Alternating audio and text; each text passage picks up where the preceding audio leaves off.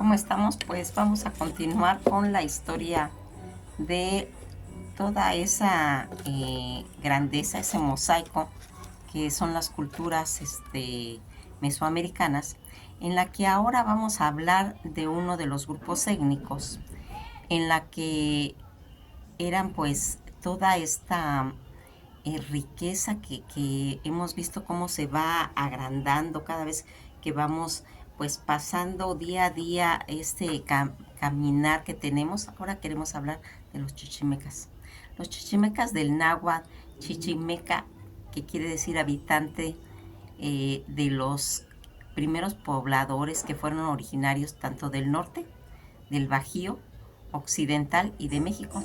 Según esta región conocida como la Gran Chichimeca, esta nación originaria donde eran los cascanes, los tecuaces, los guamares, los zacatecos, los huachiles y los pamanes y los jonases. Fíjense en que aquí recordarán cuando hablamos de la fundación de León, Guanajuato. Ahí mencionamos a estos chichimecas que hablábamos que eran estos guamares y los huachiles, que ellos son los que se quedaron ahí en León, Guanajuato. Recordarán cuando hicimos ese video. Si no, pues nuevamente se los vuelvo a recordar, porque ellos se instalaron en toda esa planicie de los asentamientos que estaban pues, en esas diferentes situaciones, en este caso lo de León, Guanajuato, en el Bajío. Cuando nosotros vemos todos estos asentamientos que estaban en los actuales estados tanto de Jalisco, de Aguascalientes, de Zacatecas, de Guanajuato, de San Luis Potosí y de Querétaro. Todas estas situaciones en las que se van a ir recorriendo y que ya habíamos visto que van a tener ese conocimiento a través de que van pasando de pueblo en pueblo y que van mencionando pues sus características. Los chichimecos, que era el nombre genérico de todos esos pueblos mexicas y nahuas de todo el centro del sur de México, y les habitaban, puesto que sus habitantes tanto del norte como del oeste van a ir marcando pues su paso. Estos chichimecas, que tenían un sentido comparable al término romano bárbaro, ¿recordarán? ¿Se acuerdan cuando hemos hablado, que hemos dicho que es muy de decir que todos los que no tenían asentamientos, los que no tenían construcciones, los que no tenían, se consideraban como bárbaros? Cuando estuvimos viendo todo lo de los pueblos de Europa, todas esas formaciones de naciones que se estaban haciendo en Europa, pues aquí también se va a tener este sentido, pues se puede decir como un sentido peyorativo, ¿sí? Fue adoptado principalmente por los españoles, para que los españoles, que su palabra de la erudita Charlotte, ¿sí? Los chichimecas era un pueblo salvaje y nómada que vivían al norte del Valle de México. No tenían viviendas fijas, no vivían cazando, vestían pues con ropa, resistían ferozmente pues a todos los extranjeros conforme iban avanzando, a los intrusos que a veces pasaban en su territorio y que contenían pues alguna ganancia, porque ellos cuando iban transportándose, si habían minas de plata o algo, se iban quedando, ¿sí? En toda esta situación, que es lo que van a ir a detectar los españoles cuando vean y desembarquen, van a ir explorando toda esta situación. Una de las situaciones de la historia de de este grupo étnico, según las tradiciones de las fuentes de los siglos, pues tanto 16, en los que se habla de ese grupo chichimeca que invadieran toda la ciudad de Toyán, Jicotitlán, que había sido pues todo en el siglo XIII. A partir de esto, pues de todos estos periodos que se consideraban que comenzaron pues a moverse ya casi para el sur, ya iban estableciéndose casi en todo el Valle de México. Los chichimecas, cuando llegan al Valle de México, fueron los que comandaba Xolosl, los cuales posteriormente pues abandonarían sus nomadismo para absorber las culturas mesoamericanas sedentarias. Toda esta interacción inicial entre los chichimecas que se iban haciendo y Xolotl y dos sobrevivientes toltecas. Fíjense en que aquí hay que tener muy claro eso. Recordarán cuando hablamos de los toltecas que dijimos que Madame Blavatsky los menciona como una subraza de la raza raíz, ¿sí?, de los atlantes. Entonces aquí casi volvemos a retomar, es muy importante lo de los toltecas porque casi se les achaca que ellos fueron los que hicieron lo de las pirámides de Teotihuacán y que tuvieron también una retribución en la Gran Pirámide de Puebla. Todas estas situaciones que nosotros aquí vamos viendo y que van a irse haciendo las extracciones iniciales entre los chichimecas y esos dos sobrevivientes toltecas, que era Itzectín y su mujer Azochialtl, se dio pues mediante señas, lo que indicaba que en estos chichimecas no hablaban náhuatl y que probablemente fueron hablantes de una lengua otomiana que pues poco a poco se fue graduando en todos los pueblos de Xolotl, que pasó a ser pues parte de ese grupo de Acolcuatl. Vamos a ir viendo cómo se van estableciendo, cómo los van castellizando, cómo designaron en cada pueblo que se van incorporando, este pueblo chichimeca, y a todos los habitantes, tanto del norte como del centro de México, y por ende, en todo lo que era el septentrional arriba de toda esa frontera que se puede decir mesoamericana, y que a la hora del contacto español, según va a comentar Power, las 4 naciones principales que de Chichimeca eran los pamés, los guamares, los zacatencos y los huachiles. Estos dos últimos, a diferencia de los tecuaxes y los caxcanes, tesol, cocas, sausas y guayabanes, tenían, se puede decir, que un cierto grado de cultura inferior, porque los demás sí tenían centros adoratorios y ya conocían un poquito de la agricultura. Fíjense en que es importante porque como hemos estado viendo sus características de ser nómadas, no podían ellos ir jalando, no podrían ir arrastrando, pero aquí también hay que ver una cosa.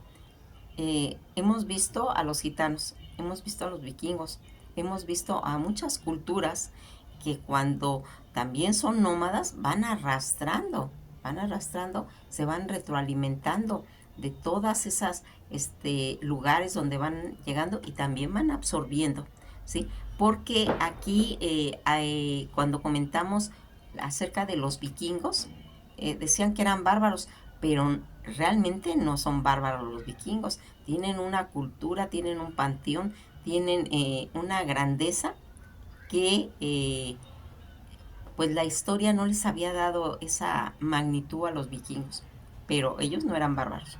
La historia los calificó como bárbaros, pues así va a pasar con el pueblo de los chichimecas. Ellos también vienen arrastrando una diversidad de conocimientos que se fueron retroalimentando a través de todo ese caminar que tienen a través de todos esos lugares.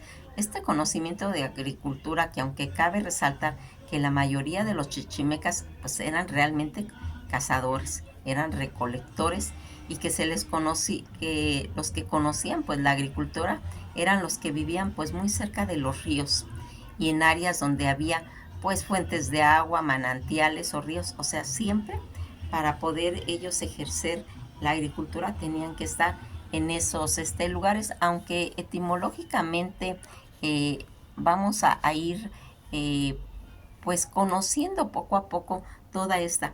El nombre proviene de la palabra chichintl, que significa senos, que en la antigüedad significaba leche, y el sufijo locativo, que es man, por lo que en sentido metafórico local, man, por lo que vamos a ir viendo que se designa a los lugares de los que maman, o por su parte los cronistas eh, es Iztlixochitl, en su libro de historia de las naciones de los chichimecas, que ahí es donde viene plasmada toda su origen, toda su historia, vamos a ir viendo que se les atribuye el significado de águilas, águilas aceptando que proviene tal vez de otras lenguas, aunque también se reconoce que en el siglo XVII afirmaban que sonaba en mexicano, como los que maman, así era pues su traducción. Todas estas naciones chichimecas en las que nosotros pues a veces pensamos que por el simple hecho de que son chichimecas, pues ya no tienen ninguna organización social. Todos estos grupos chichimecas, tanto los zacatecos como los guachiles, no tenían pues un modo de vida agrícola. En realidad no lo tenían, eran principalmente, ellos eran nómadas o seminómadas, lo que tenían asentamientos agrícolas e implantaron tanto técnicas para todo ese desarrollo. Fueron los tecuaxes, los caxcanes, los pames, los guamares. No se sabe a ciencia cierta o precisa cuándo se va a ir introduciendo la agricultura a esta ígnea, a esta, eh, pues es una de las características que pudo haber pasado todos esos cambios de acercamiento por todas las influencias que, como les digo, sus vecinos eran los otomís y los tarascos. Entonces ellos van a ir absorbiendo todo ese conocimiento, aunque no lo están ejerciendo. Para cultivar, pues hacían primero cortes de los árboles, rozaban, razaban siembras y desyeves. También utilizaban utensilios como el hacha de garganta y las coas. Dicen que también tenían de metal como el pedernal para cultivar. Cuando ellos se dedicaban, o los pueblos que se dedicaban de origen chichimeca, lo hacían tanto con el frijol, el chile, el maíz, antes que se introdujera toda esta agricultura, ¿sí? Subsistían pues ellos más bien de la recolección de frutas y vegetales, comían las tunas y de las cuales también ellos se comenta que hacían una especie de licor, las semillas y la raíz del dátil y todo ese mezquite.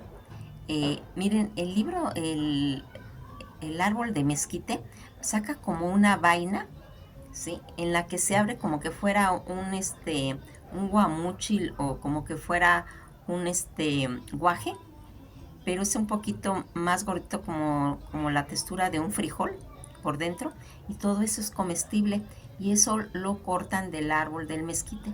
La característica que tiene el árbol de mezquite es que es un árbol que en mucho tiempo del año está como seco. Está seco y ya se ve así como que dice uno ya hay que tirarlo, ya no sirve. Pero ¿qué creen? Empieza nuevamente a reverdecer. Y después de que ya saca todo su contenido de esa plantita que les digo que es una vaina que se come, ¿sí? Vuelve a secarse. Aquí se le conoce a este mezquite, se le conoce como la acacia mexicana, la acacia con la que cuando estuvimos viendo Medio Oriente nos vimos que cuando van a matar al rey de Tiro, ¿sí? Lo van a enterrar y le van a poner arriba una planta de acacia. Pues esa acacia es muy parecida a mezquite mexicano, porque también aquel se hace seco y no se ve, pero luego vuelve a reverdecer. Estas son como para que vayamos conociendo un poquito de esas cosas raras que tiene la naturaleza y que se hacen fractales en otro lado, ¿verdad? Bueno, pues toda esta situación en la que comentaba yo del mezquite, que hace que aquella fruta, ciertos panes, que guardaban para entre años, o sea, ellos lo ocupaban, hacían como harina, algo así. La caza también fue constituyente una de sus bases principales de la alimentación, pues comían tanto conejo, ranas, peces, y el comercio que a veces realizaban lo hacían por medio de trueque, en el que se daba como un intercambio de excedentes en cuestiones pues de agrícolas, tanto utensilios domestibles, también en la casa, en artesanía, en alfarería, todas esas operaciones que hacían en día de plaza, eh, en un lugar llamado Tianguistín o plaza pública, lo que nosotros ahora conocemos como los tianguis. Ese concepto viene antiquísimo, ¿sí? Y que no en todo el mundo es conocido. Una de las características que lo usan es en Egipto, ¿sí? Y en Estambul también puede que practiquen esas cuestiones relacionadas con los tianguis. Toda esta situación en la que comenta el fraile San Bernardino de Sahagún en la historia general de todas las cosas de la Nueva España es muy mencionado, todos estos grupos del sur, pero no denominados como chichimecas, sino como esa clasificación que hemos estado mencionando, que son los cascanes y los cuaces. Así hacían ese trueque con los otomís, con quien hacían ese intercambio tanto de armas por excelencia, pues las armas agrícolas, la herramienta en realidad, porque no eran armas, eran armas refiriéndose a herramientas para las cuestiones de la agricultura. Todos estos chichimecas que preparaban a veces ya para en conceptos de la guerra, ¿sí? Pues ellos hacían sus oraciones porque tenían sus deidades, trabajaban los brazos con sus compañeros y todos giraban vertiginosamente en círculos como que fuera una danza alrededor de una hoguera, que es probable que a la hora de mitote incluyeran pues esa música con tambores o con el golpe de algún arco o una flecha. Por lo general todos estos mitotes que se hacían en la noche y que consumían posiblemente, ya se mencionaba que podían haber usado el peyote. El peyote, que es un hongo, o los hongos malos, nanacatl, para hacer estos rituales de danzas que ya se hacían, donde ingerían estos hongos malos o este peyote para tener esas visiones alucinógenas, y que según nos cuenta, que se juntaban en el llano después de haber pues bebido y comido, todos bailaban y cantaban en la noche y de día en sus pues placer. Esto se puede decir que el primer día, porque al día siguiente lloraban todos mucho, mucho, ¿sí? Y decían que se limpiaban y se lavaban los ojos y la cara con sus lágrimas, pues era producto de toda esta eh, eh, sensación de esos hongos alucinógenos que representa las características del peyote. Fíjense en que hemos estado pensando hacer un libro, porque cuando hemos hablado de los chamanes, también ahí habla de todas estas plantas sagradas, donde hablan del peyote, que es una de las de los alucinógenos, que tiene pues características que se deben de conocer, porque hay veces que se piensa que todos estos conocimientos tienen poquito tiempo o que son influencias de otros países. No, no, no. Esto era un conocimiento ancestral muy, muy viejo, y que tenían pues conocimiento, inclusive como ya estamos viendo, pues todo este pueblo de los chichimecas. Su arma principal de los chichimecas fue el arco y la flecha, en cuyo manejo tenían pues ellos gran habilidad. El arco chichimeca, que era uno de sus 2 tercios de largo de su cuerpo, así de grande era, ¿sí? Y su cuerpo medio, y llegaba aproximadamente de la cabeza a la rodilla, ¿sí? Así era de grande estos arcos de flecha. De 1 o 2 tercios de largo del arco, era sumamente pues finito. La punta de la flecha por lo general eran de piedras de obsidiana, ¿sí? O eran tostadas de una punta agudizadas para pues ir dándole esa forma, eh, para protegerla de los golpes de las cuerdas del arco. El guerrero llevaba casi siempre brazaletes de piel. También tenía una que otra arma hecha pues con cuchillos de pedernal, con jabalinas, con macanas, que son como unos palos con sus porras en la punta y una cuchilla de pedernal. Esto, como ya habíamos visto a través de todo el neolítico, todas esas armas que se habían manejado, aquí los chichimecas, ellos lo siguen arrastrando, y esto pues lo va a ir comentando nuevamente respecto a la manera de combatir Fray Juan de Torquemada, que nos dice que peleaban pues casi desnudos, untándose con matices de diferentes colores y con arcos, flechas muy puntiagudas, con esos pedernales, armas que por lo regular eran cañas que parecen aparentemente débiles, pero que no lo eran, pero increíblemente hacían estragos, y que puestas en sus manos hacen que los hombres realmente se armaran en sus situaciones cuando se iniciaba pues todas estas peleas. Su política también estaba bien identificada, pues la política de este pueblo chichimeca fue el cacicazgo, dirigido por Tlatoanis, quienes tenían el cargo de jefe civil máximo, supremo sacerdote. Dictaban tanto leyes muy sencillas en el Caligue o Caliguay, o sea, la casa grande, en donde habitaban las autoridades máximas. Fíjense que aquí me gustaría mencionar algo que me comentaba la escritora María Elena, este, que todas estas jerarquías en cuestiones de todo Mesoamérica no habían reyes, no habían emperadores, sino eran tlatoanes. Y aquí que en las demás culturas que hemos estado mencionando, le hemos estado dando el nombre de reyes o de emperadores, pero que la forma correcta de dirigirse a esas personalidades son las de Tlatoani.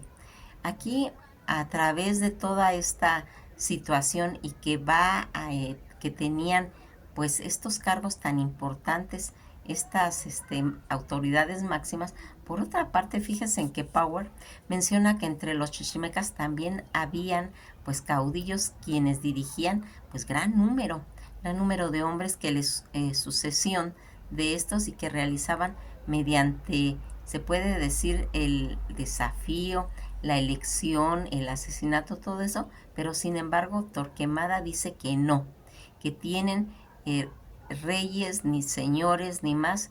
Entre sí mismo elegían al gran jefe,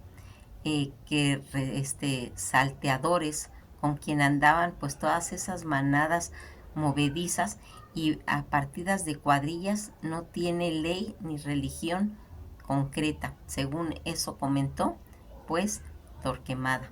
Toda esa sociología que nos va dando pues una imagen, ese imaginario de saber cómo eran sus vestimentas. Eran muy sencillas, pero generalmente casi siempre andaban desnudos, ¿sí? Principalmente cuando entraban en guerra, a veces los hombres cubrían únicamente sus genitales con ramas, las mujeres con pieles de ardilla o de venado o de coyote, de la cintura a la rodilla. Utilizaban pues guaraches de consuela de cuero. Los caciques tenían sobre la espalda una manta de pellejo, tanto podía ser de gato montés o de otro animal. También traían pues adornos de plumas. Su mujer traía naguas y camisa de los mismos pellejos. También las demás mujeres traían faldellín o huipil de pellejos. Pues es que ellos ocupaban en realidad el material que tenían a la mano. Ellos todavía no usaban, no tenían esas técnicas de textiles ni nada, pues ocupaban todo lo que era las pieles, porque eso era lo que ellos podían ir recolectando a su paso. Todo es en cuanto a sus aspectos pues físicos. El hombre y la mujer usaban cabello largo hasta la cintura. Algunos acostumbraban a pintarse el cabello de color rojo, así como otras partes del cuerpo. También siempre hacían esto cuando pues entraban en guerra, porque era un símbolo de ir a la guerra, por eso se pintaban. Y que aquí lo hacían, estas pinturas, eh, se pintaban víboras, sapos, coyotes, otros animales en su cuerpo como para protegerse durante el combate, porque era como cuando se hacen las pinturas rupestres, que recordarán que hemos encontrado donde en las pinturas rupestres estaban los mamut como haciendo un decreto que iban a salir de cacería y pues pintaban en todas esas pinturas rupestres pues los mamuts, o los bisontes que ellos iban a cazar, pero estaba como decretado. Pues aquí igual en sus cuerpos pintaban todos esos animales como que fuera una protección, como un tatuaje, ¿sí? De que los iban a proteger. Aquí es importante que también vayamos dándonos cuenta que toda esa protección durante eh, los combates también usaban adornos, adornos que eran considerados tanto aretes o collares o orejeras de hueso. Eh, por fuentes de cronista, nosotros sabemos que eran fuertes, robustos, pero eran lampiños y que apenas tenían pelo en la barba y en todo el cuerpo, casi no lo tenían en realidad. ¿Sí? Otros cronistas pues también describen como de mediana estatura, morenos, a manera como de gitanos y muy lampiños, que esa es una de las características. Por eso les van a llamar la atención cuando van a llegar los españoles y los ven con barbas, ¿sí? Entonces, hay otra situación que fíjense en que eso es importante cuando hablamos de lo que es la conexión de ese pelo largo que habla de tener como un radar, como una conexión con el cosmos y que se va a unir. Esto es un conocimiento que se ha ido descubriendo ahora en manuscritos, que la gente que tiene ese pelo largo, que tiene esa unión entre la barba, el bigote, ¿sí? Eso es una conexión para encontrar como un estado vibratorio, algo así. Ellos, los chichimecas, pues en sí no lo sabían, ¿verdad? Ellos vienen arrastrando todo eso que van viendo, pero una de las situaciones de tener el pelo largo es eso.